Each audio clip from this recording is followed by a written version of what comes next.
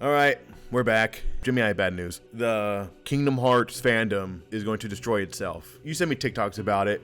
We've fallen into agenda. Do you know what agenda is? I think I'm a little bit unfamiliar with whatever this Agenda is that logic and reason will go out the window to maintain a certain thought or idea within the community. And this started really with One Piece, which you are catching up on. You're not at the agenda part yet. You're still pre-time skip, so you're having fun. It is eating the One Piece community, and I've seen posts of it in Kingdom Hearts where I think it will eat the Kingdom Hearts community. The seeds are there. Exactly.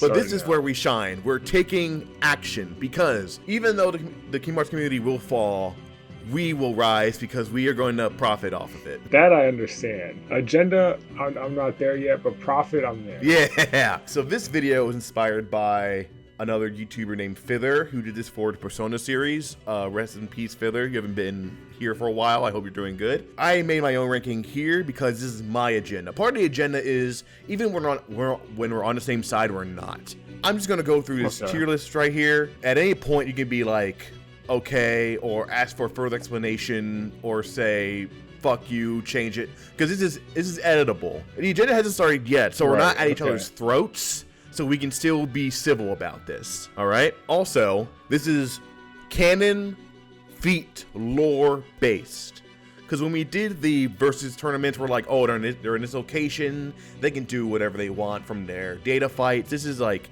they've had to. Right. I'm basing it off of canon in-game feats. Yeah, I think I got that. It will get easier once I explain it further. So we start at the bottom with the scrub tier. So first we have Ansem the Wise, along with the completed organization members, the ones who were not made into Organization 13 later, because this scrub tier is there because they have no fighting capability, as far as I'm aware, whatsoever. No feats of power, no feats of strength. Just nothing to go off of, so I have to assume they can barely keep up with everything in E tier, like the most basic of enemy. Like a shadow might like give them trouble. I don't know. Those guys are like guards in the castle. They gotta have something going on, right? So? Yeah, I mean, they gotta like, I don't know. They gotta like what? They don't just make anybody the guard. They gotta have some type of strength. They made children the guard. They made Axel and Syx guards, and they were like, what, like 16? No, they weren't guards. Yes, they were. They were just hanging out. They became guards to help Subject X. They might have been children, but they were definitely young. And what the fuck can Isa and Lee do as guards? And the most we've seen Alias and Dylan do is guard a fucking door in Birth by Sleep. Yeah. And tell Van to kick rocks. True. And Van, if he wanted to, could have cut their heads off. Alright. As far as we're aware, they don't keep their powers after they're completed. Yeah, no, I don't. With the exception of Axel, but he got a keyblade. And none of these fuckers have a keyblade. And the rest of them got Norted, which I guess let them keep their power. Next is Princess Daisy. Well, I guess not Princess Daisy, but Daisy. You know, probably just the Queen's first lady in terms of, like, I don't know, best friend, advisor, whatever. Next, this might be controversial, the Princesses of Hearts minus Kairi. I mean, yeah, if we're just going off of what we've seen them do, I don't think they... What we've seen them do and their lore-based abilities. It's unclear if they can be attacked by Heartless since they're pure of heart, but if anything else attacks them, they have no defense capabilities whatsoever. Yeah, I don't think we've, like, seen or really have any, like, evidence that they can really do anything. I mean, it feels like maybe they should be able to, but... Like, their one feat is holding back the darkness coming out of the portal in Hollow Bastion during Kingdom Hearts 1. They were doing that actively if a nobody were to attack them, right? They're not immune to nobodies or unversed or something. They're immune to darkness. And you could say there's darkness in nobodies and Heartless, but if I attack Cinderella, I think I'm winning. Not that I would. If you're in the same tier as something, in my mind, if you were to fight, it's a coin flip on who wins. And if you're fighting something a tier above you, it's like you're not going to be beat automatically. My money's on the thing on top of you, but you can still win because of like circumstance or something. Next is Chip and Dale. No, they do not have a gummy ship. Shut up. Then it's Naminé. And I went back and forth on Naminé. She only really had any power in Castle Oblivion, and that was just to manipulate Sora's memories. But when it came to fighting anything, she was literally nothing. She doesn't have a keyblade as far as we see. She's real, so there's a possibility of her getting one, like Axel. I can't say nobodies can have keyblades, because we have 2 nobodies that can use keyblades. It's confusing. But she's able to have a keyblade now. Pretty much everyone is. Pluto, he is a dog. In my headcanon, animals are pure of heart, with exceptions like Sabor or like anyone from Lion King, because they're more sentient. Because he can travel through darkness portals with no problem. We saw in Kingdom Hearts 2. That doesn't really apply to any like combat thing. It's just like, okay, he has this ability that serves him, because he can't summon a darkness portal. He just happened to go in and out of one that was made for him. He did run into Sora in Traverse Town, and he woke him up. He's got a little bit of strength for that, I guess. Next is Hainer Pencilette, or pretty much anyone from Twilight Town. They're a city of scrubs. You don't think Setzer? No. You don't think Setzer or Cypher have a little bit more going on? No. Or Vivi? Unless shown in the series, I can't assume they're like their Final Fantasy, Final Fantasy versions. Vivi is a powerful blue mage in the Final Fantasy verse, but in the Kingdom Hearts verse, he's a struggle third placer. That's true. But doesn't Vivi make the struggle bat like really big or something? Okay, I guess. But we saw the struggle back didn't do much against a nobody. I don't think making it bigger is going to help anything. Yeah, I guess not. So Vivi might be the strongest of this tier. Maybe we can say that. Go Vivi. Yeah, it might be. But we haven't seen any of these people. I mean, Hainer has chutzpah. He tried to fight Ansem Seeker of Darkness and should have gotten his head... He tried to get that kick off. Yeah, he should have gotten his head crushed, but got saved by Vexen. But chutzpah doesn't mean you can... Chutzpah is not a feat.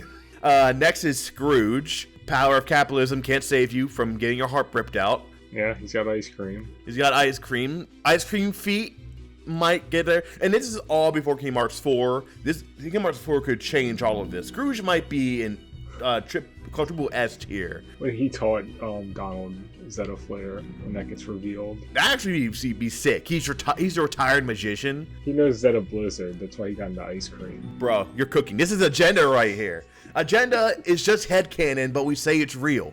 So Scrooge is just a retired court wizard who taught Donald, and he can use Zeta Flare without passing out. But for now, with none of those feats canon, he's in the scrub tier. Finally, we had the 100 Acre Wood Gang. In terms of Disney characters, besides the Princess of Hearts, the 100 Wood Gang literally has negative feats because one attack from some Night Heartless gave Pooh dementia. Well, yeah, and they can't like defend themselves from that. It's like something attacking Earth, yeah, like as a orb. Like there's nothing you can't like.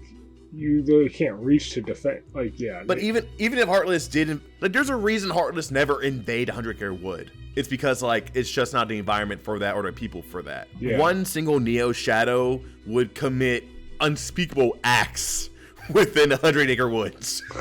So next we're moving on to E tier. Pretty much every kind of enemy type, normal versions like the fodder we fight through, Cherothy and Many. Cherothy, I never played Kingdom Hearts Key, so I might be wrong, so you can correct me. But Cherothy are about the same level as Dream Eaters, since they kind of are Dream Eaters, just in a previous version. Yeah, they are Dream Eaters. Yeah, like, do they do anything besides just back up your character? No, I mean, yeah, they kind of are just there to, like, have somebody for your character to talk to and pop in and give advice or whatever. They don't really do anything, like, combat. But they can turn to nightmares, which turn into, like, bigger things. Oh yeah, they do turn. But that's like a certain thing where it's like you don't want that. That's like a you don't want that to happen. It's like Naruto. You don't watch anime. Well, I'm going to say this anyway. It's like Naruto going Nine Tails mode, where it's like it's a feat, but it's something you don't want to happen, and it can still be defeated by like a regular member of the Keyblade Warrior whatever deal. Yeah, also the Nightmare Cheerthies are like, they're kind of to the regular Cheerthies the way that like, almost like the way that like a Heartless and a Nobody are different. Like they're just it's kind of a different like thing. But it's still something that can happen with a Cherothy. Yeah, Yeah. They're not. I don't think they're scrub tier because they can do that. That's the only thing keeping them out of scrub tier. But I'm putting them with like all the other enemy types and mini. Because they were just in that mobile game, it's hard to be like they did this thing because it's like it's just there's not really like an animation or anything that they really like do.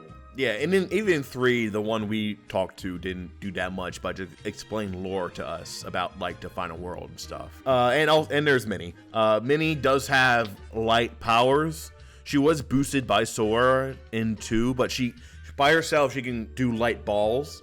So she has some sort of combat ability. It's just as far as we're aware, it ain't shit because she still had to be protected by Sora. I feel like she might have to go up one. Go up one? She's beaten all those guys with the light orb. It depends because it's not just the basic versions. It's like all forms of these minus bosses. Oh. Yeah. Okay, I guess that makes sense then, yeah.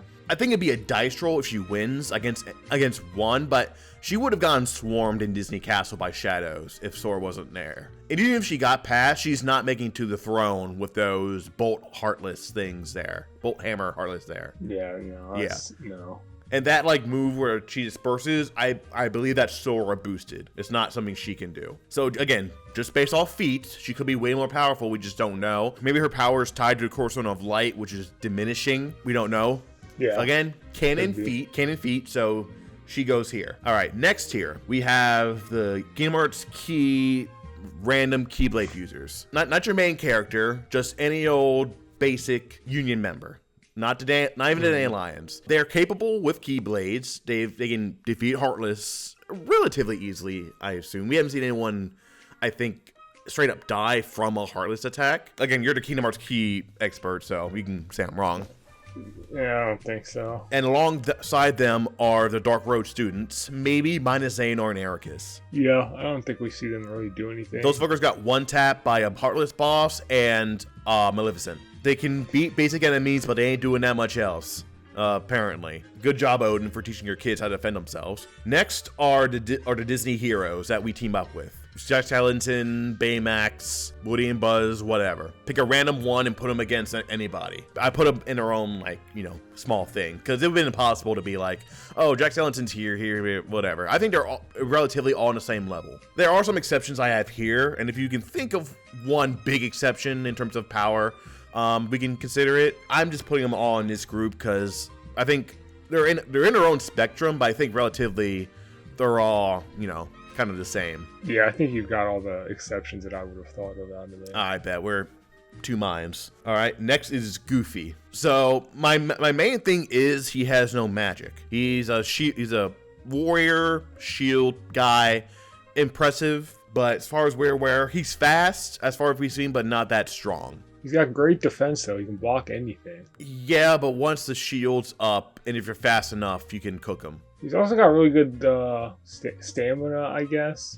Yeah, he took that boulder to the dome and then just got up later. He can definitely take hits. If you're wondering, you can also compare him to everyone above him, just in case you're like, oh, I might be able to go higher. Who knows? I think of his trio of Mickey, Donald, and Goofy, he's the weakest. He's obviously stronger than Minnie because he has more combat experience. He's captain of the guard, for fuck's sake. He's the first line of defense. The lack of magic and lack of any kind of extra ability kind of diminishes him in terms of strength and compared to people above him. Yeah, makes sense. All right, next is Cerberus. Cerberus, I kind of have here as a kind of marker in terms of strength. He's also we see him twice, so he's not just like a random boss. The only reason Hercules couldn't beat him was because he was protecting Cloud, and he sneak dissed Cloud, took Cloud by surprise and stomped on him. I'm pretty sure Cloud could take him out if Cloud, was just one-on-one fight with no bullshit. He's a feat of strength, but again, he has like fire and stuff, but it'd be a knockdown, drag out fight where 50-50, but I think Goofy could take Cerberus. Yeah. All right. Next is Pete. Pete does have some sort of magical ability because he can make shields around him. What else can he do? He can do the marble thing, and he can summon like a rock or something in the underworld. His feats aren't great. We don't really see him do much in 2 and in Recoded.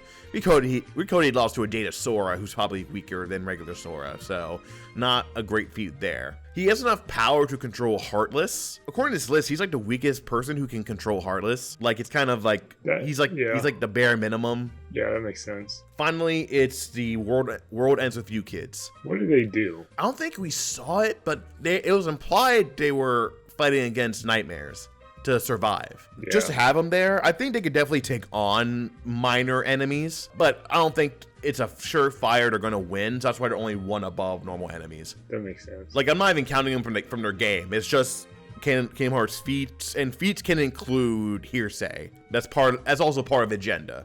It's not always what you see, it's also what you hear and what people are labeled until proven otherwise. Right. All right, next is C tier. We're actually getting some powerful people, starting to. First is the Disney villains. I consider villains stronger than heroes. Usually they have better powers and they can control Heartless most of the time. They have a one-over on their hero counterparts, or even just any other hero. Put any villain against any hero, I think they have the advantage. Yeah, usually, yeah. And of course, again, there's some exceptions, but in terms of like, Oogie Boogie versus freaking Captain Jack Sparrow, I think Oogie Boogie has the advantage, just for example. Next is Donald. Donald is difficult because of fucking Zeta Flare, but the thing with Zeta Flare is he can only do it once, and he has to have the perfect opportunity for it. He did do it fast because Xehanort was flying in the air, reacting to Goofy blocking him from hitting Kairi, and then Donald had to boost up, summon a pentagram, summon the power of Satan, and blasted him. He did disintegrate Xehanort. Xehanort was dead, but then Donald was down. Yeah. Maybe not dead, but definitely down. And if say your opponent dodges it, you're cooked. Yeah. So that feat was aided by Goofy. Because if Xehanort just pulled up and Donald's like, fuck you, Zeta Flare, and disintegrates Xehanort without him dodging, I'm like, okay, Donald has that. He would probably go a tier above. He would probably go a tier higher. But because Goofy helped seemingly with it, I can't have him higher. And again, he has magic, general magic, so he's obviously above everyone else who can use some kind of magic, but he's like the court wizard, so he's like maybe not a master of it, but he definitely has a lot of experience using magic. He taught Sora how to use magic. I don't know. I mean, nobody else can do Zeta Flare. No one else can do Zeta Flare, but like Zeta Flare is the only reason he's this high. If it wasn't for Zeta Flare, he'd be with Goofy. Because Zeta Flare, he can't use it more than once. He uses it once, he's down. And these things above him are fast as shit. If they can dodge Zeta Flare, and if they dodge Zeta Flare, he's cooked. Because you can't just think about it in a bubble. You gotta think about it compared to everyone above him, or in the same row, or below him. This took me hours to do because everything is so contextual. There are people I kept moving because I'm like, does that make sense? This feat. This is why it's so hard. Yeah, I guess it all depends on what all he can like stack together, you know. Well, Zeta Flare you can't stack anything with Zeta Flare. Zeta Flare is a one and done thing. I'm pretty sure he didn't die after using it, but he was incapacitated, just wrapped. And if your most powerful move causes you to pass out, he's not strong enough to really use it. He can use it as a backup. If he was strong enough, right, to do a Zeta Flare and not pass out but had to recharge, he would go a tier higher. But because he passes out, I had to put him below people who can dodge it, essentially. No one can tank it, except maybe who I have in quadruple S tier, maybe. Just based off the feat of that, the Zeta Flare is the reason he's in C to begin with. Because it's a big power of a big drawback, which kind of cancels it out. Now, what if he uses stop? He never has. Then they can't dodge it. He never has. Yeah, but he could. He never. Show me the feat. He uses stop all through the first game. Does he? Oh yeah, he does. Oh shit, I didn't think of that. I think as a one-on-one move, it's pretty like he kind of beats anybody, which kind of fucks it up. Yeah, but then if it's a draw match. But is it a draw if he like? It's a draw if he passes out after. Yeah, but he's still alive. He's gonna get up. I'll put him in B. No higher. I can live with that. That's fine. Yeah, I'll put him in B. You convinced me. In 2 and 3, he just does elemental magic. But I did forget he gets better magic in 1. With that in there, I just forgot it. Sure, he still has a hard time. He's definitely he's the glass cannon. He cannot take a hit. Yeah, and he has cure, but like if he's knocked out, then he can't use cure. All right, so you got one on me. Your Donald agenda won over. You invested in Donald stocks. Let's see if they pay off in Kingdom Hearts 4. All right. So next is Beast. The reason Beast is separate from the other Disney characters is that he was doing pretty well in Hollow Bastion by himself against Heartless and stuff. Yeah, I agree. So I would say he's like, he's just a tier above the rank and file of Disney characters, but I think he has an advantage. And also, I thought about this. Organization 13 wanted his nobody. Like, they consider him that powerful that they wanted part of him. They haven't done that with anyone but Sora, as far as I can remember. Like, we want his nobody on our team because he's that strong, and we need him. So I think just that fact, and that hasn't happened with literally any other Disney character as far as I'm aware, that obviously puts him above any other Disney character. Because, like, Organization 13 wanted his nobody. That's a description feat, or I guess a reference feat, being like a powerful character wants this character. And also, like, Sora doesn't get to where he is without Beast. And Hollow Bastion, no. Beast pretty much carried him for that first section. When he didn't have his Keyblade, yes. Oh, that's another thing. Yeah, Beast did carry him when he didn't have his Keyblade. He could still use magic, but Beast was the muscle in that case. Next is the Dandelions, like the Union leaders in Kingdom Hearts Key, like Ephemera, Brain, Scald, all of them. Their feats aren't great as far as I remember. They never fight never fight anyone substantial. I guess win is a better thing to say, because they might have fought the darknesses, like the ones they're actually fighting against, but didn't win. They won through like trickery by locking some of them in the data world, and most of them got sacrificed or got thrown into another timeline. They're clearly more powerful than your average Kingdom Hearts Key random person, and I think they have better feats than the Dark Road kids. This feels like the perfect placement because they are like the same as the Dark Road kids, except they're like a little better because they didn't get immediately wiped off the map. Yeah, they got to stand up a little bit, but they still didn't do like a whole lot. Yeah, their sacrifice led to victory. Meanwhile, the Kingdom Hearts, the Dark Road kids just died. Yeah. Again, they got one shot by a Heartless boss and Maleficent. if that's some anti-feats right there. Losing to Maleficent that bad is just not pretty. And then I have Darkseid, which kind of culminates in the enemy bosses. Okay. So like Darkseid, Twilight Thorn, the Chameleon from Tarzan, kind of in that same space, because Kid Sora beat a Darkseid, like, alone. Yeah. Twice, because he fought one before the Ansem fight by himself. Yeah. So he can definitely take on a Darkseid by himself. And again, I also fairly mentioned, this is up to this point in the series power levels. I'm not referring to 2 Sora. This is Sora right now can do this. I only say Kid Sora because if Sora as a kid can beat a Darkseid, then like the barrier to entry is low. Now, could he beat, say, Guard Armor by himself? It's more debatable, but Sora now could definitely beat Guard Armor by himself. Like, it's not even a question to me. Yeah, I agree. And comparatively, with the Donald thing, he could beat a boss with fucking Zeta Flare. Stop and Zeta Flare, that combo. Everyone above this could beat a boss relatively easily, maybe with some hassle. And everyone within this C tier would definitely struggle and maybe win. I don't think anyone below, maybe below could, but, less of a chance. I agree. You agree? All right. So, next is B tier. I have Repliku. And this is Repliku from 3. I had trouble placing him, but without his data fight, he's not that impressive because Riku was sparring with him, Ansem, and Zabar at the same time. And he wasn't having a great time, but he didn't immediately get, got. His reference of power is Ansem Riku, who at this point in the series is not that difficult of a fight for people. He doesn't have like a whole lot of crazy stuff going on. No. In terms of what he's able to do, I feel most of that comes from the Chain of Memories type era. Yeah. So. In 3, where everyone was like 10 times stronger than in Recom, he stood his own, but I don't. If it was 1-on-1, I don't think he's beating anybody there. Yeah, no. Next is the Final Fantasy crew, who of course can fight. So you have Cloud, Leon, Yuffie, Tifa, all of them. They can definitely take on Heartless pretty well because during the Hollow Bastion raid, they were doing pretty well. Yeah. They were helping Sora Sora wasn't helping them. They were helping Sora against Heartless. So they're definitely way above Heartless tier because they didn't seem to have much of an issue. The only issue was there was a ton of them, but they were still doing well. They seem to be able to handle that stuff on their own pretty well. In terms of Kingdom Hearts, like just Kingdom Hearts, they don't seem to be the strongest. No, I mean, kind of what you said for the last guy. Like, I mean, some of those Hades Cup matches are like 2-on-1 against Sora, and he's like beats them. Yeah, because B is like the kind of medium tier of powerful, where it's like you're up there, but I think everyone just becomes gods later on. You're pretty much Kingdom Hearts 1 tier, maybe a little bit further. And next we have Xion. Yeah. For a character who's been in the series for a while, she has awful feats. Yeah.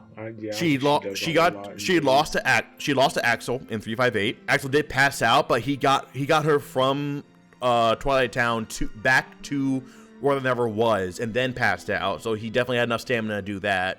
She got beat by Xigbar. She was being held back by Xigbar until I think Roxas interrupted. She didn't do that much as a Darkness in 3. She was helped by Syax and Xemnas. And in terms of fighting Xemnas, she had to help from Roxas and Axel. In 358, she wasn't a real person, so her power was probably weakened then. Now she's more of a whole person, at least when Sora released her heart. But then there's no feats after that where you can say she's any stronger. Yeah, she's kind of back to level 1. From what we see in 3, that was never addressed, she can copy abilities, like she was doing Syax's stuff. But that's the Walmart version of what Syax was doing. Yeah. So in terms of like the, I guess 13 lights now that we have, I think she is unfortunately the weakest until we see otherwise. Again, not kind of data fights because this is just canon lore stuff, and she doesn't have she has bad feats. So it's unfortunate. I'm rooting for her. Next is Chernobog. What does he do? He has pyrokinesis. He's big as shit. Okay. I'm trying to think of everything he does in a fight. He has the ability to push you away pretty far. Yes, he's stationary, but this is like, I'm not sure. So he's stationary, therefore he has to tank hits. But I think in this tier, he is like a demon of hell, essentially. I'm not sure if he had a thing with Ansem, because he was guarding Ansem. Maybe not on purpose. Ansem just used him as a guard dog. But Ansem's like, okay, here's my guard dog. Fuck you, Sora. Fight this bitch and see if you win. Ansem's gotta be like, Ansem's gotta put some sauce on him. Yeah, for sure. And I think he's stronger than any kind of Heartless or nobody big boss you can go up against, because he's 1, he's corporeal, and 2, he's, a demon. Yeah, and he's big as hell. I think the big as hell really carries him, to be fair, but, it's being big as hell is a feat in itself. I guess he's over that volcano. Is he immune to fire? I feel like he might be. I forget. I guess without remembering, I'll say no, but I doubt fire will hurt him that much, if it does at all. Yeah. So yeah, Chernobog's in B, kind of the standard. Next is Maleficent, with dragon form. Because yes, in Kingdom Hearts 1, it had to be unlocked by Riku, but in Birth by Sleep, she could use it. So the Maleficent in 1 is dead. Because I hate talking about Maleficent because it's so fucking confusing. The Maleficent in 1 is dead. The one from 2 onward is a younger version, I think, from before BBS, maybe? Yeah, I think from the Key era. Yeah, the Keyblade War era. Or like Key or Dark Road type era. Yeah, but before BBS, like a long time before BBS. Oh, wait. Yeah. My point is, if she can turn into a dragon before BBS, she could always turn into a dragon. I think Riku or Ansem, 1, helped her recover after she fought Sora in the regular battle, and 2, made the dragon power even better. Because she can also, if you remember, she also used the thorns, and she was using magic within dragon form. So I think Ansem made her stronger, but that version is dead, so we have this version. So I think she's safely in B. Yeah. Dragon form was carrying her, but it's still, she can turn into a dragon. And it did take Aqua and the prince to take her down. So Aqua needed help back then, of course. Back then, Aqua maybe not needed help, but she got help, as we never saw her take down Maleficent by herself. So that's what we kind of go off of. Right. Maleficent one-shotted all the fucking Dark Road babies. That's why she's 2 above them. And I don't think Dandelion crew, they could, maybe, but I'm just going based off, I think she could put up a good fight with them. I don't think they'll, like, wipe the floor with her, like people above her. Many things so far? No, I think those all make sense. This does feel like, kind of like you said, this feels like sort of like not the cutoff, but this feels like where you start to get kind of real a little bit. Yeah. This is where things start to get a little bit legitimate, Mm-hmm. and I feel like you can definitely see that with all these different characters here. Yeah. Next is one I struggled with a lot, was Genie. Yeah. The only feat Genie really has is fixing a whole fucking city. Because after the Kingdom Hearts 2 fight, he fixed Agrabah, all of it. And the only reason he never fights is he's never there. Because in 2, he was like, oh, you didn't tell me you were fighting Jafar, I would have helped, yada, yada, yada. Even in the canon of the Kingdom Hearts story, he's a genie. They can kind of do... I guess he's not as strong as he is in the movies, at least from what we've seen in Kingdom Hearts. He can grant power. He can make genies. Like, it's not just a wish thing. He can just do that. The wishes were a channel for his power. But now that he's free, he can kind of do whatever he wants. So he can at least make people more powerful. I think something that kind of holds him back, honestly, is that a lot of what he does, like, just helps somebody else. So it's hard to say what he does, I guess. That's pretty much my thought, too. He's always he's the best support, but in terms of... I mean, even in the movies, we don't really see him fight. I guess it's kind of just like he sounded like Saitama off of One Punch Man, where they had to get rid of him to have the wiki characters struggle and fight to make it more exciting. But like again, just in feats and what he is, I think bare minimum he needs to be B. And plus, he can use dry forms. That is based off Sora, but he can use them. Yes, yeah, he can. So if he can handle if he can copy dry forms from Sora, that's another thing where maybe he can copy power. Genie's weird because he's nebulous. He can't do everything and nothing. So I think B's, like I said, the perfect flat line of he's definitely a real G, just doesn't have the amazing feats. But the fact that he can fix a whole city in like no time at all, you gotta be pretty powerful to do that. yeah. So this is just his default space. If we see Aladdin, if we go to Aladdin 4 and he does anything, he can shoot up to fucking quadruple S tier for all we know. Next is Odin. He and Yensid, or just spoil, or carried on their title of master. What does Odin do? Odin, he can travel the darkness realm with a light, with light protecting him. That's a pretty good feat because no one else can really do that. Okay. They need a coat, or to be an animal, or a Princess of Heart. Right. And he chained the betrayer dude who was possessed by a darkness. So if he can restrain someone possessed by darkness, that's pretty powerful. And he's able to wield No Name. Okay. Yeah. Okay. Like again, his feet that feels for a master, his feats aren't great, but like the master and what he does, which is impressive in a sphere, I'd say he's there along with Yensid. If it wasn't for if 3 didn't happen, Yensid would damn near be an E tier. His masterhood would give him the E tier. But because of what he did in 3, which is pretty fucking impressive, he's in B. Yep, he got up at that seat. When he gets up his seat, he's B tier. Round of applause for fucking Yensid. He did train Mickey, so Mickey's ability can maybe somewhat be translated to Yensid. Maybe not his keyblade ability, like the way he uses keyblade, but the magic stuff, you could say. But again, feat-wise, he just teleported, made a path. Didn't help them at all with the real threats, but... Did he train Kairi? No, that was Merlin. Merlin trained Kairi and Axel before 3. So it wasn't Yensid that made the, like, time proof. As far as we're aware, Merlin did that. Okay. So then, Yensid stays where he's at. Yeah. Yensid is carried by his title, and the one feat he does, his ass is in B. If we see him do anything else, I don't think we will, but if we see him do anything else, then we can reconsider.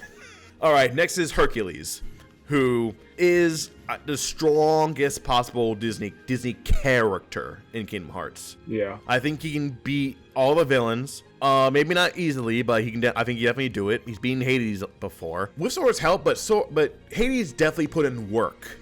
It wasn't like he was carried by Sora. He definitely put in work. Because in the Kingdom Hearts 2, where they fight him and he's in God mode, he's protecting Sora from stuff. And he's damn near invincible. So I'm not going to put that against him. I just can't put him way above it. That's why he's only like 1 above Disney villain. But I do think if we see him fight one-on-one of a Disney villain, he has it. But just feat-wise, he has to go one above. He has super strength. He is the physically strongest character, I think, in the series. Yeah. I think he's reached his peak because, you know, he's a god right now. So maybe with some training he can get better, but I think he's reached his peak in terms of his viability. Yeah, I think we just have to see him do more stuff, but... Yeah.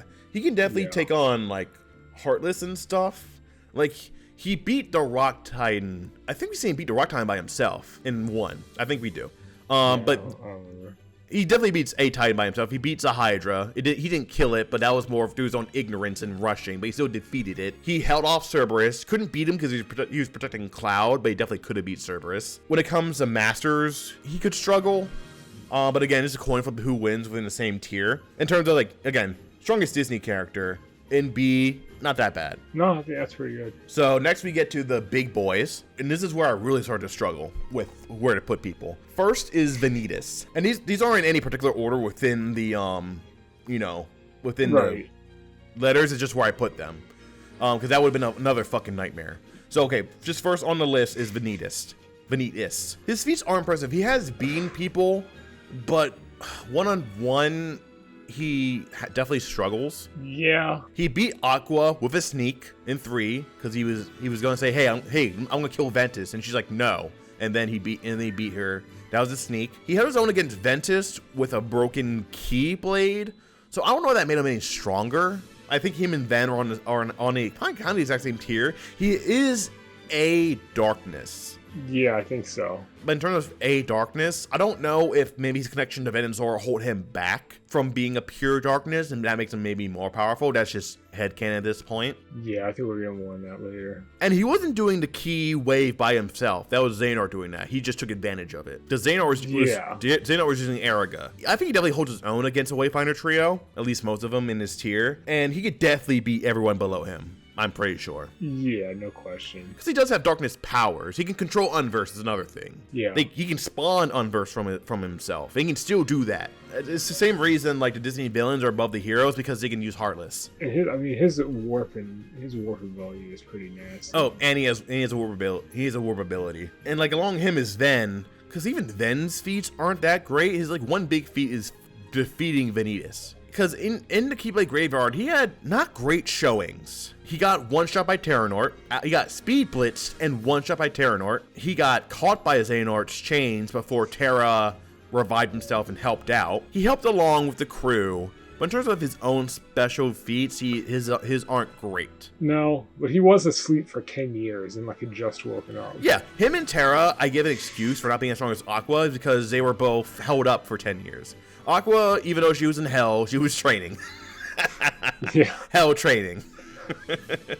But yeah, so like maybe the next game. Also Keyblade armor. That's another thing. Him and Terra got fucking manhandled by Xehanort. Yeah. Without a care in the wind, Xehanort beat both of them. Not at the same time, to be fair. With Ven, he just dodged, froze him, and tossed him off a cliff. He did lose to Terra, but I think he low-key was trying to. Because, you know, he wanted his body to kind of wither away to take over Terra's body. We could debate whether that was actual feat of Terra. You know, I don't really count that. And he got possessed by Xehanort. So yeah, I think that's all like pro Xehanort stuff. Other than like, I think you could make a case for Terra like sticking around. Yeah, okay. Here's another thing. I put Lingering Will as its own thing. Lingering Will is like calling Ansem Xehanort or Xemnas Xehanort. Yeah, it's an aspect of him, but it's not him in totality. Oh yeah, it's like it's also, yeah. No, sorry, I meant like Terra sticking around in the Xehanort body to later like. Oh no, that's definitely a feat in terms of that's definitely a feat in terms of survivability. But like in terms of fighting, yeah. But it doesn't. Yeah, it's not too much else. Like Ericus existed as a heart within a heart possessed by Xehanort and still stuck around. So that's even a better feat. So yeah, I think all three of them are within the same tier. They can definitely all get stronger. Oh, I guess Vanitas was not asleep, but he wasn't around for 10 years. He wasn't around till Xehanort brought him back. I mean, I think he probably still is an A, but does he just get like deducted points for getting manhandled by Sully and just get thrown in a door? I thought about that, but they sneak dissed him. Yeah, I guess they did scare him. Yeah, they scared him, and like being scared of something is an anti-feat because anyone can be like flinched. They didn't beat him; they chucked him through a door and got rid of him. Like if Sully beat the shit out of him, I say yes, but they chucked him through a door. And he's probably like, I'm gonna take that L and leave because I got other shit to do. Next is, I call her Big Xion. Oh. Yeah. Big Xion is like Super Xion. And, you know, Roxas didn't struggle against her. But I think in terms of power, I think she was about the strongest thing in 358 over 2. Just because her versatility was crazy. Yeah. She could teleport to worlds. She could use the world's influence as powers. She's like the strongest dust type nobody, period. I agree. You agree? Perfect.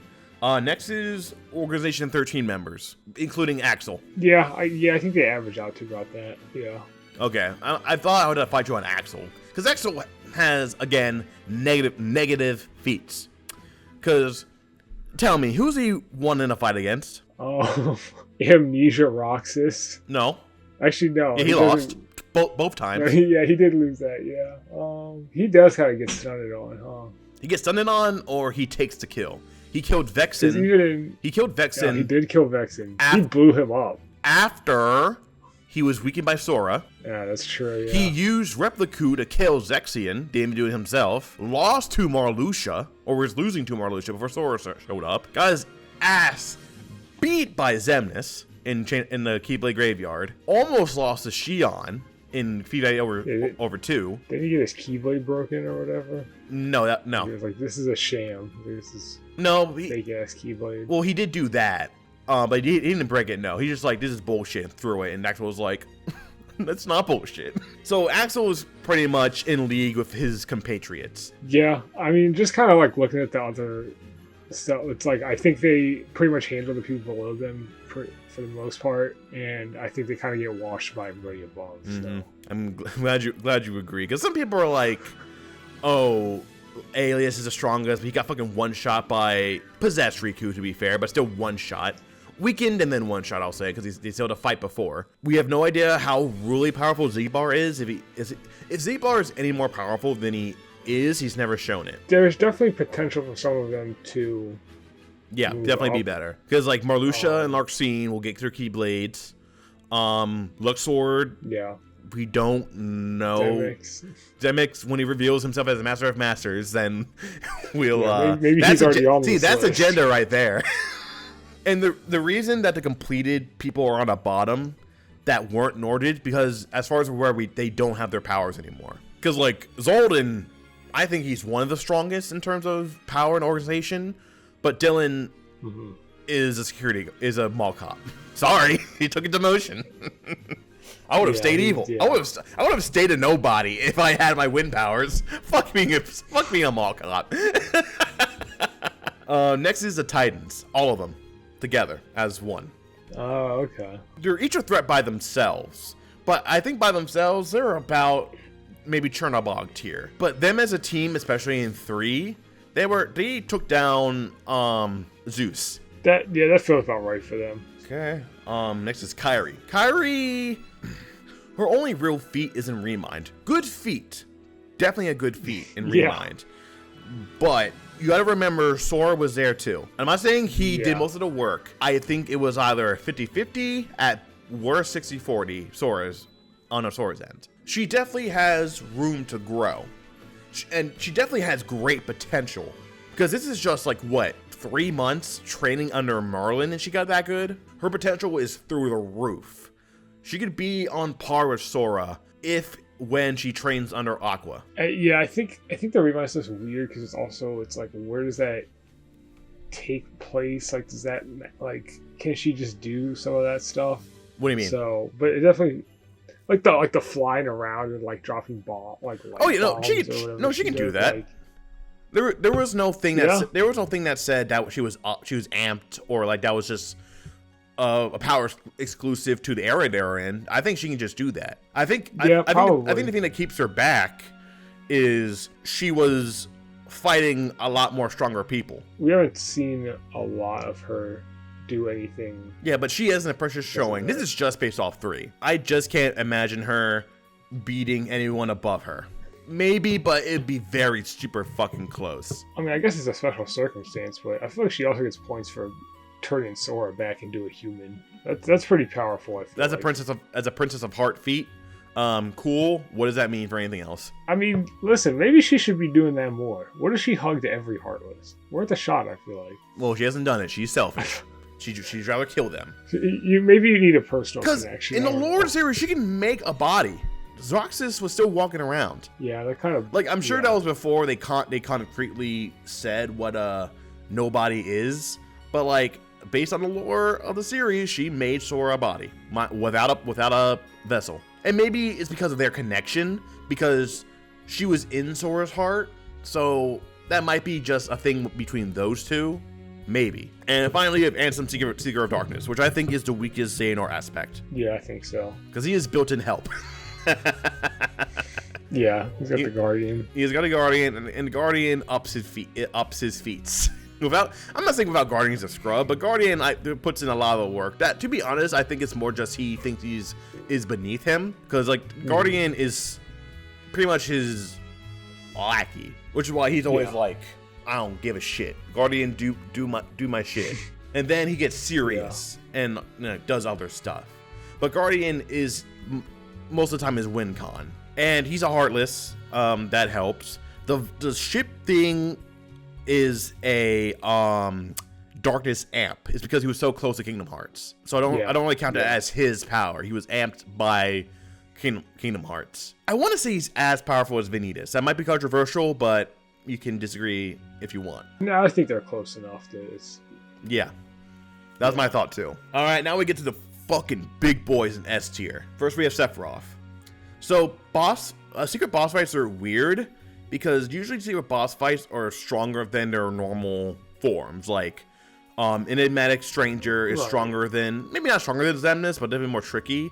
Mysterious Stranger seems way stronger than young Xehanort is in DDD. That's why I don't count those. But Lingering Will and Sephiroth, all we have to go off of, well, not just Lingering Will, but just especially Sephiroth, all we have to go off of is his secret boss fights. And he's strong as shit. Like, he's strong as shit.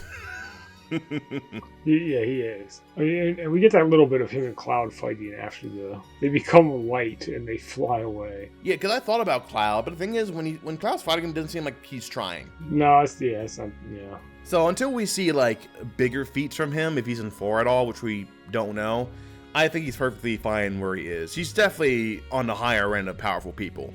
Next is Lingering Will. Lingering Will, of course, he has his feats in a secret boss fight, but in 3 it's interesting. In 3, he was pretty much toe-and-toe with, or neck and neck, whatever you want to say, with Xehanort. They're essentially even. And he only lost because of Sora. In 3, he was pulling out the moves that he used in his boss fight. Mm-hmm. So he has keyblade transformations. Yes. Which we haven't seen anyone below him do. And maybe Terra can do that now. Maybe, but we haven't seen it. That would be pretty cool. So I can't say that Lingering Will stuff transferred to Terra because we just haven't seen it yet. In 4, if he's doing that shit in the Realm of Darkness, then I'll be like, okay, Terra is Lingering Will level. But we just haven't seen it. I mean, I'll just talk about Xehanort. So he's about the same level as Xehanort. Xehanort is Terra boosted by Xehanort's power and experience. He's pretty much stronger. Yeah. He's pretty much stronger young Xehanort because Terra is physically stronger than Xehanort Xehanort when he was younger. Yeah, I mean, him and Lingering will really do. I mean, they just match up pretty perfectly. Yeah, like, who knows who's gonna win that if Sora didn't get involved. Wasn't it that Xehanort was like wiping them out, and then its Lingering Will shows up and like pretty much evens things out, and like gives them a fighting chance. Pulls that big cannon out. Yeah, and they go off somewhere and fight. And Sora was gonna. I don't want to say Sora was going to lose to Xehanort. He was struggling, but I think eventually would have won. But then I think Xehanort was going to sneak diss him, and Lingering Will was like, I'll save you, and then he died. Then there's Ericus. He, in BBS, is brought down by his age, and his fights, I think he's mentally nerfed in terms of fighting his student slash son. Well, he kind of gets jumped because isn't he fighting Ven? Isn't Terra the one that kills Ericus? No, Xehanort kills him. Terra weakens him after the fight, and then Xehanort shoots him in the back with darkness and he dies. Right, okay. But yeah, I mean, so he kind of gets like... But there's a flashback to where he loses to Xehanort without much of a problem. So he loses the old Xehanort, who is powered by darkness, but still something that's still his power. Yeah. He is a master, one we've seen do fucking Odin and Yensid ass. I think because of his age and who he was fighting, he was mentally nerfed, but just off his feet, I think he's maybe one spot above them. I just think he was mentally nerfed. I think Xehanort would give him a run for his money. And maybe he'll be mentally nerfed because that's Terra's body, but like, you know, I wish we would have seen him fought somebody who he's not connected to. Because he fought Ventus, well, he was going to kill Ventus, he fought Terra and he fought Xehanort, who he does have emotional ties to, which I think kind of, you know, made him hesitate, I would say. But yeah, like you said, he was going to kill Ventus. Like, No, he definitely was going to kill Ventus. But to be fair, Ventus kind of gave up at that point and didn't fight back. That's true, but... And then Terra prevented him from killing Ventus. And he's like, again, yes, he probably didn't want to, you know, kill his sons, what brought him back, but he still lost that fight. And then Xehanort came in with a steel chair and took him out. Yeah. I'd still say he's over their level, just because, again, he has mastery, has more experience. Yeah. Maybe now that's changed. I think Ven is definitely not a master yet. I'm not sure if Terra's a master yet. I would say no. I mean, Terra didn't win the Orb Challenge and then was possessed for 10 years. And now is awake. But it's like... There's nothing... He didn't do anything in that time frame. We know that being a master isn't just about title. Because Sora, above all, a master, but he does have that master title because he got sneak dissed in his competition, and then Yensid's like, sorry, bud, you lost. Even though Riku had fucking help from Mickey, Donald, and Goofy, he would have lost. But whatever. Fucking Yensid ass bullshit. Yensid's just jealous. I mean, come on. Ericus got sneak dissed.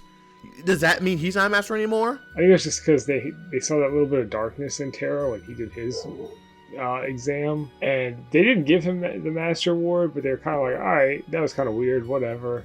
And then he became, all this shit happened. Then when Sora did his, they're like, oh man, Xehanort almost got this guy? Yeah, no, we did. No, we're not doing this again. I guess. Terra, as far as we were, always had a bit of darkness in him. It's just that Ericus was a darkness racist and was like, no darkness whatsoever. You lose. Bye.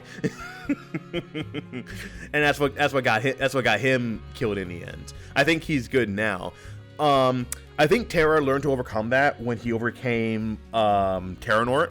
I think he learned how to overcome darkness. Because if you can overcome someone's darkness taking over you, you've overcome darkness. It's like how Riku overcame Ansem's darkness, and then at that point he overcame darkness. And as we go up, I think it gets a little more controversial, so whatever. But so far, you've only ridden for your boy Donald. You're really on his Donald stock. Is that a flare? What can I say? Yeah, that's the only thing he's got. Let's see if he gets anything more. A complete side note, but I think I just saw a thing the other day about how Bahamut was going to be in a summon in Kingdom Hearts 1. And I just think that would be very funny if that happened, and then like Donald later used Zeta Flare. It's like, what's the implication of that? Well, I guess we'll never know.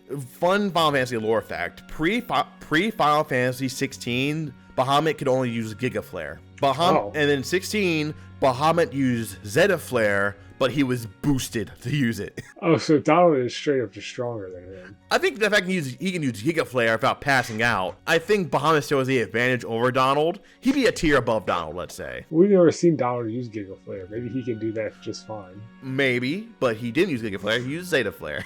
So, feat dependent. Oh yeah, so next is young Xehanort. I was back and forth whether he belonged to a tier lower, but I think Time Powers helps him out a lot.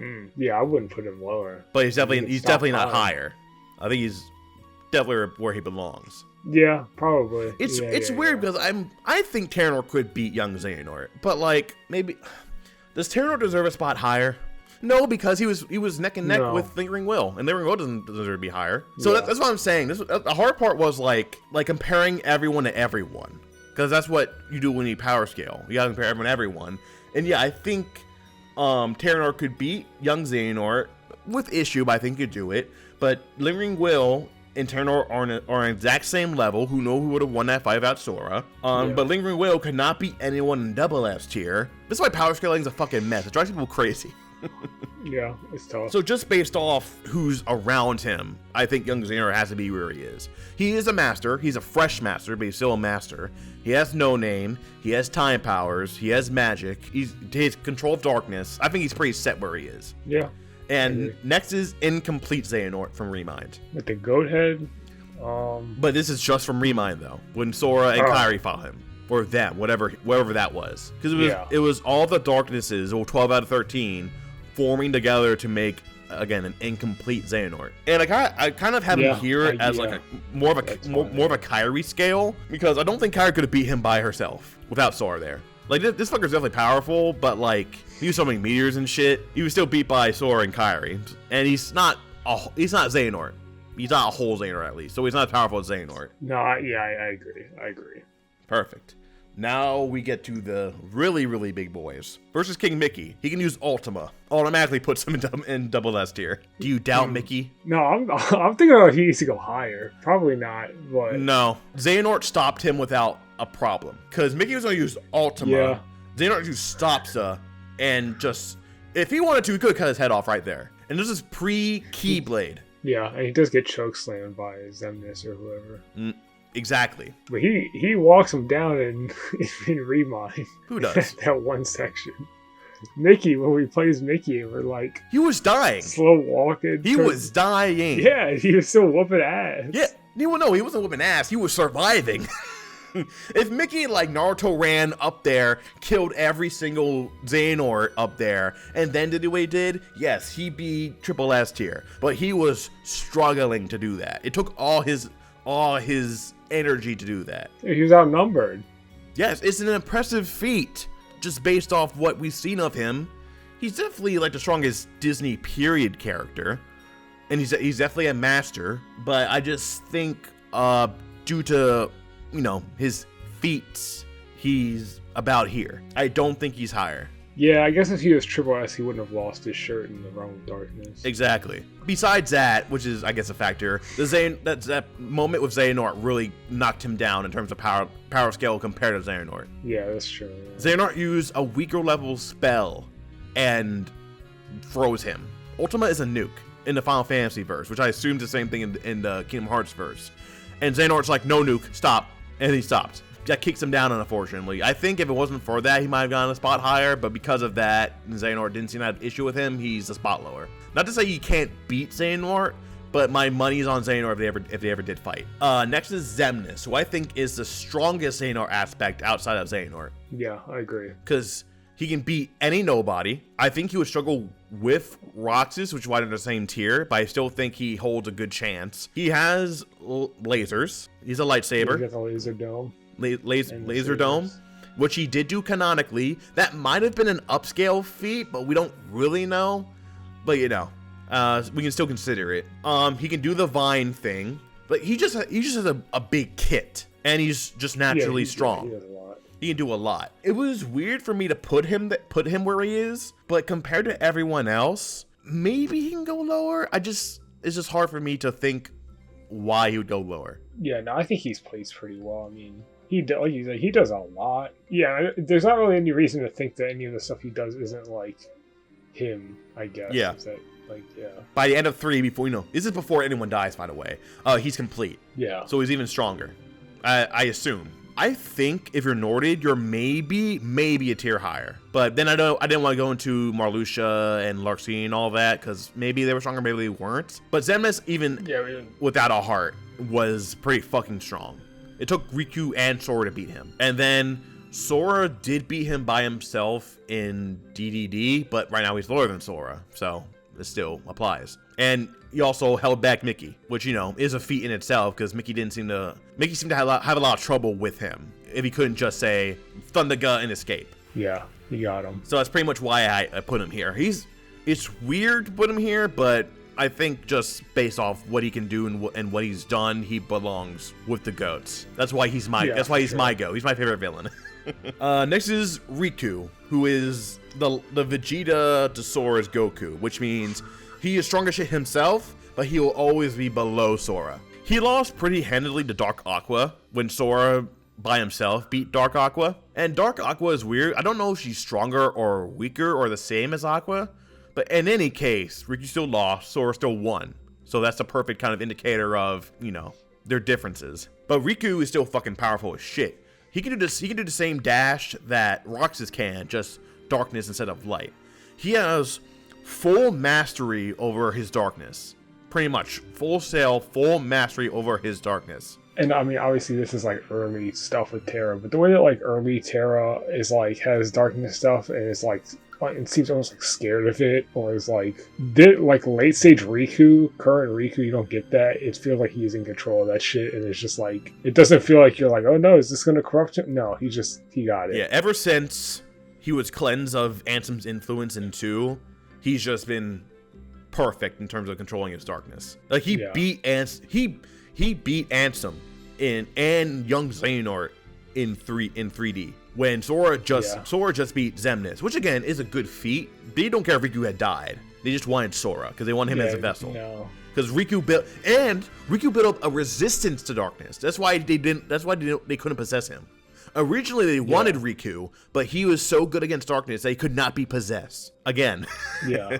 Riku also, I mean, he became like a Dream Eater or whatever to save Sora. Like he kind of carries a little bit at the end of Dream. Oh no, 3D Sora would be dead without him. Sora would be a vessel without him. So, but again, if it's just DDD, I would say maybe Riku's stronger than Sora, but this is with 3, and I think Sora has proved himself to be very capable over Riku. Oh yeah, for sure. And like it's.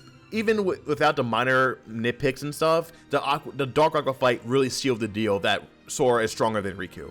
Along with that is Roxas. Complete Roxas, of course. Showed up. He did fight with Axel and Xion against Xemnas and Sayax, but I think he was doing a majority of the work. Well, yeah, they were gonna die before he like showed up. he literally did a superhero landing. It's like, okay, guys, now we can fight. Yeah. Axel was literally gonna fucking die if Roxas didn't show up.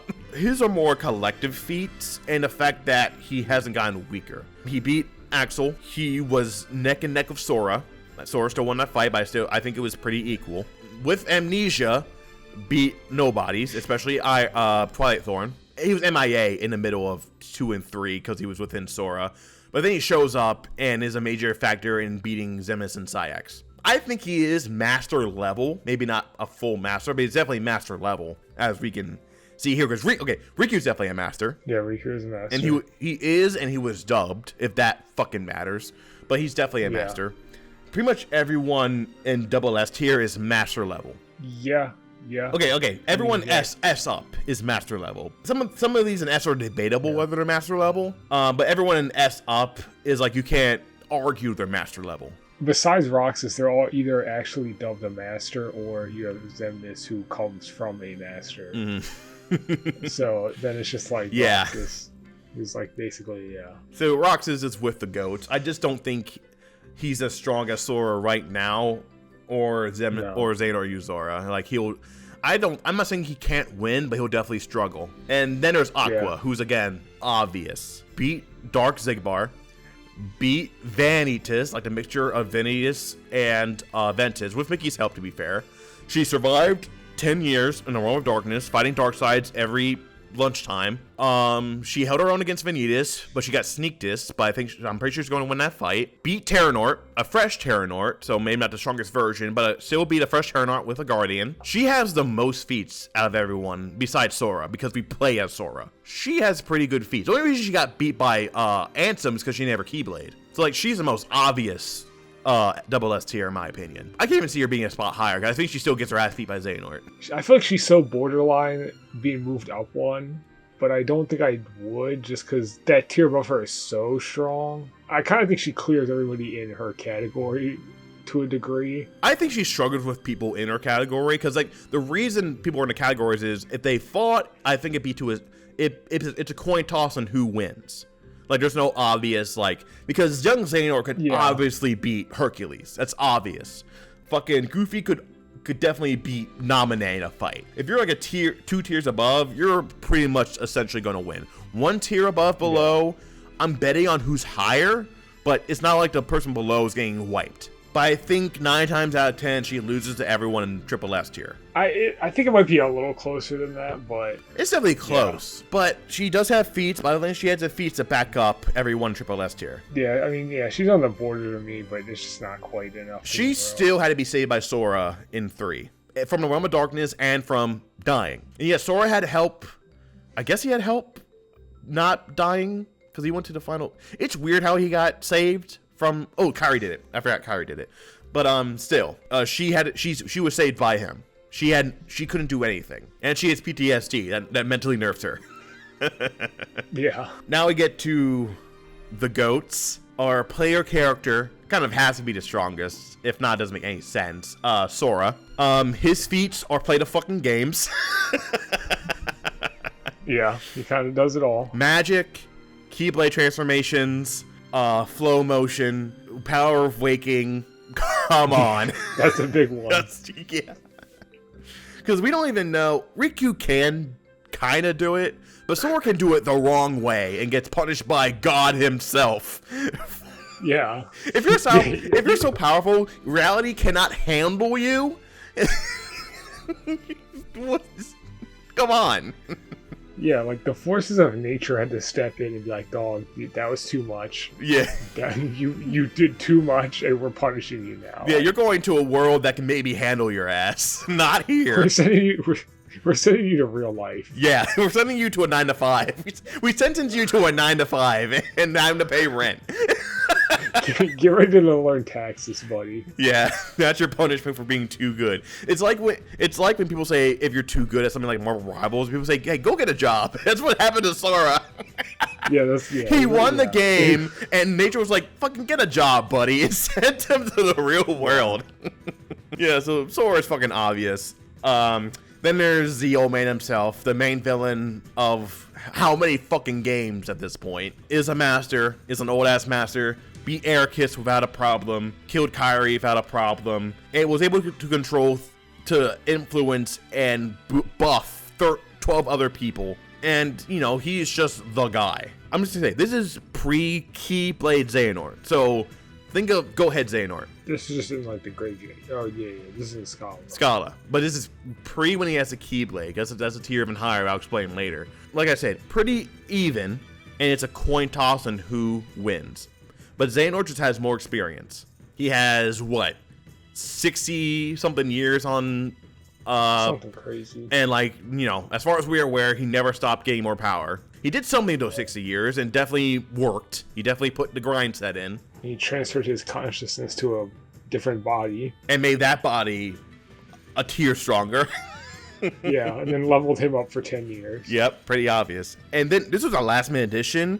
Because I debated whether to put him in here, but Yozora. Again, it's like with young Xehanort and Xemnas. Maybe his boss fight is like, this is him times 100. But this is all I had to go off of.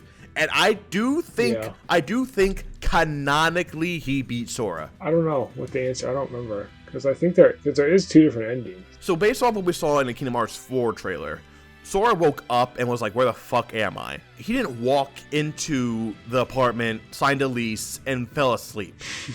He ended up there. But we know he stopped to meet Yozora in between there. So personally, I think he lost. And then through other circumstances, he woke up there. We don't know that, to be fair. We'll find out. But I think also the fact that you are going to lose your first fight with Yozora. There is no redo. Like, if you lose, you canonically lose. And usually when that happens, it's, no, you canonically lost a fight. And whenever you win, after the 100 times you fight, is a cool ending. But I still think canonically he beats Sora. I think it is close, which is why they're in the same tier.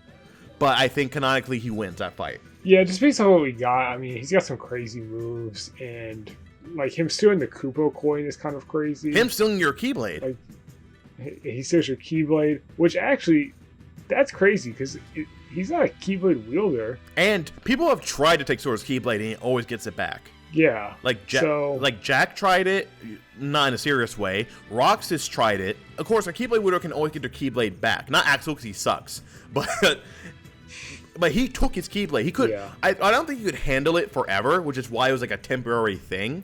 I wonder if it's like part of the environment. Maybe the rules of the Keyblade don't matter as much over there. Maybe. If that was the case, he would have just taken it, but he literally he implemented it into his weapons. We don't even know that's possible to do in the fake world of Light, whatever. I kind of feel like he might end up going down like a little bit, like a tier maybe. Like besides Sephiroth, everyone who's a secret boss has been dropped. Clearly, young Xehanort, as Mysterious Stranger, was on something when we were fighting him. Because he did none of that bullshit when he fought Riku and DDD. Well, I just think, like, also, I think it's just, like, as we learn more about him, it's like he's going to lose. Like, he's gonna... lose his sauce. Well, maybe he won't. He might not. But also, it's like, we don't know how he fits into anything yet. So we can't be like, well, he's gonna do this and this and this. Like, he might have just, like, there's a lot of unanswered questions, so he might change. But I think for now, that's, like, he kind of is at that level. Based off what happens in the story and what he does, I think he's in a perfect place.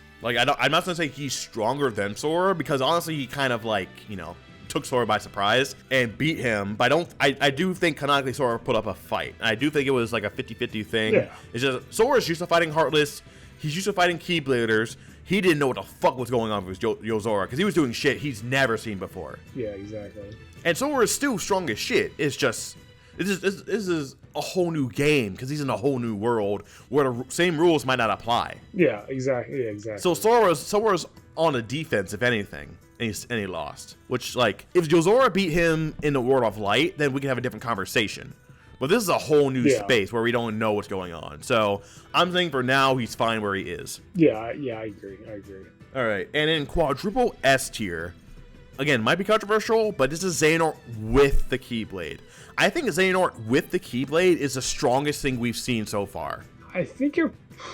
probably. Name a stronger anything we've seen in Kingdom Hearts besides him with the Keyblade. Okay, because like my thought process here is like, yeah, I think you're right because he kills Sora. Mm-hmm. You get sent to the game over screen in canon. That shit is so awesome. And Sora had to use the power of Waking to try again, and he still needed Don and Goofy as backup for that final laser thing to beat him. That's the only thing that I'm like, is because like Sora had to have Don and Goofy help like bring him back and help him beat him. Give him energy. Yeah. Now again, I'm not saying Sora can't beat him with the Keyblade. I'm saying 9 times out of 10, I'm betting on Xehanort with the Keyblade. Sora needed like everything to like go his way. Yeah. And with Yozora, again, we don't know how he would interact with that, but based off what Xehanort was doing, Xehanort literally took the light out of Sora. I think for any other person that's not Sora with, what's that form? Anti-form, I think it would just turn to a Heartless. Or nobody. Yeah. It's like, Sora's the exception because he's a weird relationship with darkness.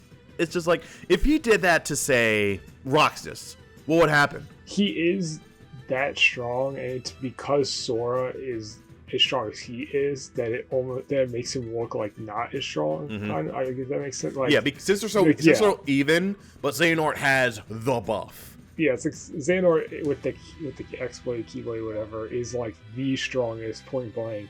But because he's fighting Sora, who's like the second strongest, he doesn't quite look as like. Yeah. But yeah, you put him against like anybody else. He's like put him anyone lower than Triple S tier. He wipes the floor with them. Well, yeah, it's like Sora is probably the strongest outside of him. With Xehanort and Yozora being contenders for strongest. Again, they're pretty much equal. Yeah, but like with that, like Sora like had to have everything go his way, and he literally died and had to come back to life and do all this other stuff, and he's like right below him. So it's like I had to think about it. And I thought about it for a long time. He's the strongest thing, like sentient being. But the only thing that beat him is maybe Kingdom Hearts. Because his plan was to release Kingdom Hearts and destroy everything. Does that include him? He did it because he wanted to get rid of darkness. So I think he's like, well, I literally, at this point, am darkness, so I want to go too. So Kingdom Hearts isn't like a sentient thing. It's just a force of nature. It's like saying the Earth. Yeah. It's like saying the Earth could beat me. Therefore, like, it's like, who knows? But yeah, so he is, as far as we know, currently the strongest being we've seen within the Kingdom Hearts series. Like, he is Sora's final test. And Sora still had to have backup to win, because he canonically lost by himself. And now we have the I don't even fucking know tier. When you think of I don't fucking know as Master of Masters, we haven't seen him do shit. He has no feats for or against him. He just uses manipulation. So that could mean he's weak as shit, or that could mean he's just like he thinks it's all below him. Because there are characters like that. There are characters who just think everyone's so below them that it's not worth showing their full power. But there are also characters who are weak as shit but use manipulation to get what they want. We don't know which one he is. If he might be a secret third thing. If I had to bet, I'd say that he's extremely powerful. Me too. It's manipulating, but yeah, you're right. We don't know yet. He can time travel, which is a big feat, which means he can also use Power of Waking. Because I think to time travel, you need to know how to use Power of Waking, because you're transferring heart to different hearts and stuff. I think that's more my headcanon than anything. But he can definitely at least he can time travel. He's literally called the Master of Masters. The foretellers, who again aren't scaled anywhere, look up to him. He was trying to destroy the darknesses, but I think the darknesses are they are a force of nature. It's like me trying to erase the concept of fire. And he had a plan that could have worked to do it. See, I have no chance to get rid of the concept of fire. But he almost, and is still trying to erase the concept of darkness. But again, that's still through manipulation of others. Maybe he's powerful, but he's not powerful enough to, destroy an aspect of nature, right? Yeah, he just hasn't done anything yet. It's impossible to scale him because he has no feats for or against, and we can't tell where his skills are. He could be 10 times more strong than Xehanort with the keyblade. We just don't know. We don't know. He might be. Yeah. Oh, and speaking of, next is the foretellers. Because we've only seen them fight each other, but we have no frame of reference for them fighting anyone else. Yeah, I agree. You can't really place them anywhere. They're definitely higher up, obviously. Yeah. Because what's it matter if Ased beat Gula? Like, where's Gula? We don't know. Is Gula fucking Donald tier? Is Gula Sora tier? And they're all one group because we don't know any of them. We don't know we have no feats except for fighting each other. They all maybe died during the Keyblade War. It's kind of weird what happened to them. We don't know if they went willingly away. They might have gotten taken out away. Lucio might have killed them or something. We don't know. I think Ava fights some of the regular Keyblade wielder. Like, you get into fights with them in Key, but it's so limited, and it's obviously they're gonna be above D tier. So it's just after that you kind of have no idea where to put them. But yeah, I think with them and with Master of Masters, they kind of feel like you set up a bunch of dominoes, and we're just waiting for them to push that first one. Mm-hmm. And then it's going to set off the whole thing. The group of them and the Master Masters both feel like you can kind of sense how powerful they're going to be. We just haven't seen it yet, so we can't really say. Yeah. But it does feel like that's what we're going to get in the next couple games. Exactly.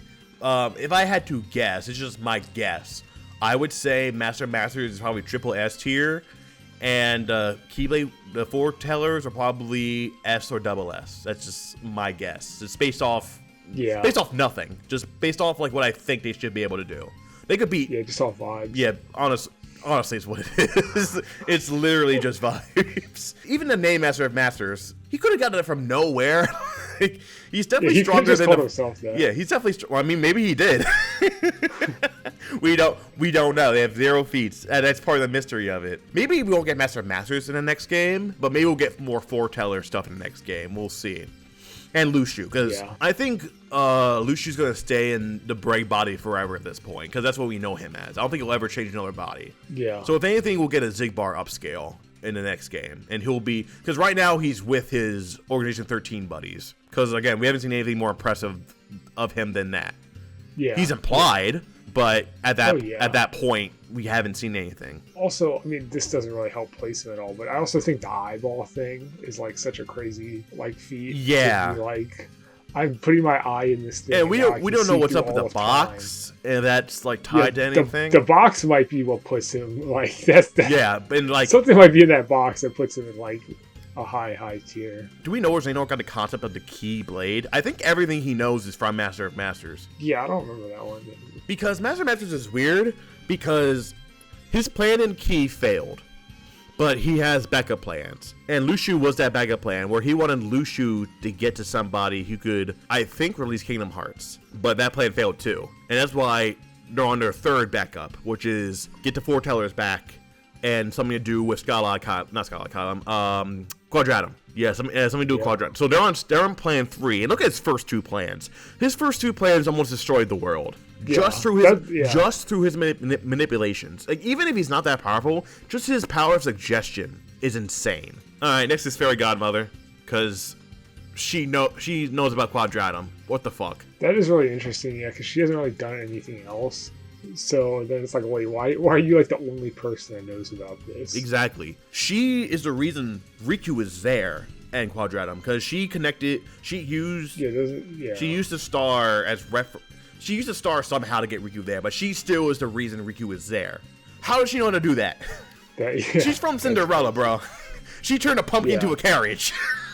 The upscale is crazy. Again, headcanon, she's at a status of I'm above all this. But when it comes to like multiversal shit, she's like, okay, now I gotta get involved. It's kind of the same thing as Merlin, which is also here to a lesser degree. Like Merlin, my main thing with Merlin is he trained Kairi in 3 months to be what she is in Remind. Yeah. She went from being able to kill a couple shadows in 2 to in like 6 months be able to go with Sora toe and toe to fight Incomplete Xehanort. That's fucking insane. And we don't even know how we taught them. Is he a master?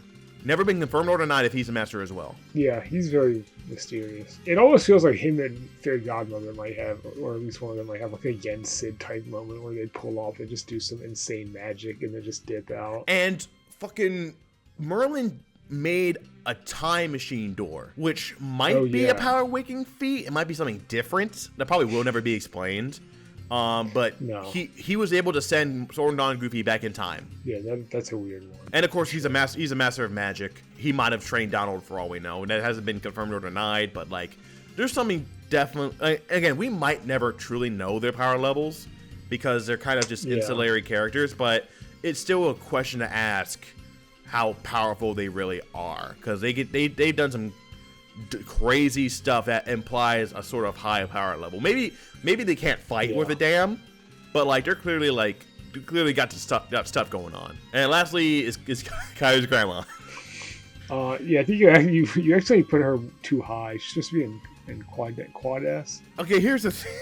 Here's the thing. She might be a keyblade wielder. It does feel like that's going to be like I mean, we keep every time there's like a new like female character that gets introduced in the past. He's like Kairi's. We fought that little girl with Kairi's grandma, and then she got one shot, and like, oh no, she died. Yeah, she died. No, that's probably not her, unless. Yeah. But if she is a keyblade wielder from the past, that means she's outlived everyone except Xehanort and Ericus. Yeah. And she might, for all we know, she might not even be dead. We just don't know. Yeah, because we haven't seen her since BBS. Birth by Sleep. Yeah, and I think that's furthest in the timeline we see her, because I think what we see in 1 was before BBS, because that was like her telling the story again in BBS. We don't know the timeline of when Raidengarden fell to darkness. Let's use Ienzo. Ienzo was like what, maybe 6 or 7 when we see him with in BBS. Which is just guessing, but he's a child, so he's the easiest thing to like reference. It's definitely a couple years later. Oh, definitely. I'm trying to think. It's like 10 years, 5 years. Okay, well, let's think about this. Aqua was in a realm of darkness for 10 years. We know this for sure. Yeah, it's less than 10. It's clearly less than 10. Kairi was young when she was transported to Destiny Islands.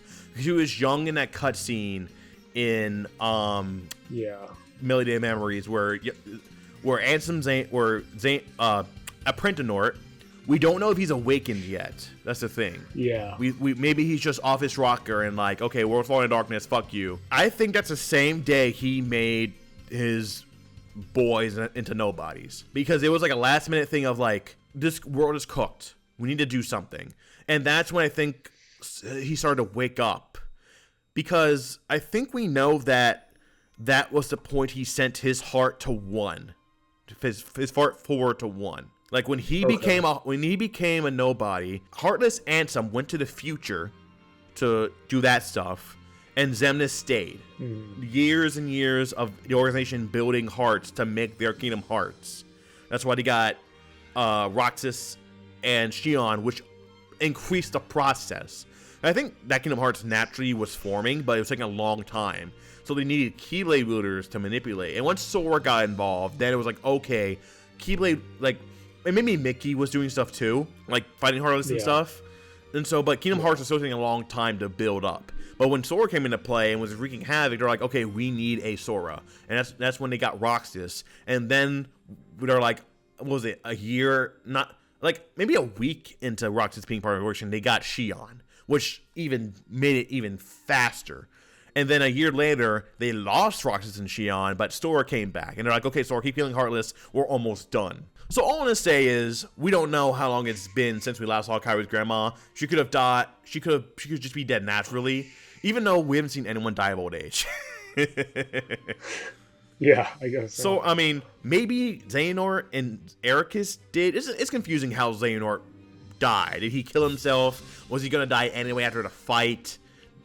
We don't really know that at that point, because we've rarely seen anyone die until recently, and most of the people were killed. Maybe at the point we see her in, she's like nothing, but like she could be Yensid level. It's half a joke, but half like there's got to be something going on with her to know this much about the lore when no one else seems to know, except for masters, old masters like Ericus, Yensid, and I guess Odin and Xehanort. Interesting for sure. Yeah, so that's so far the agenda hearts power scaling thing.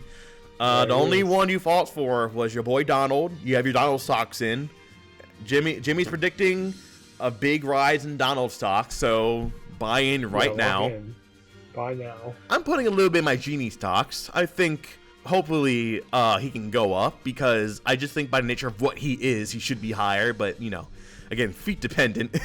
Because again, we've at least seen the Titans do stuff. That's why they're higher. I don't know if Genie could beat them. Who the fuck knows? If y'all want to start this agenda war, we're here for it. Just remember that we're the ones who stoke the flames. This is the official power scaling list. No one can argue. If you can, it's just agenda, and you're wrong. We don't care. Comment all the vitriol you want, and but also like and subscribe. To hate vitriol. To hate watch us, to see us be more wrong. If you want to make fun of us for being wrong on time, or if you made the first one to say we're wrong and gay and whatever, you gotta like and subscribe. Yeah. You don't want to miss an opportunity to be upset with us.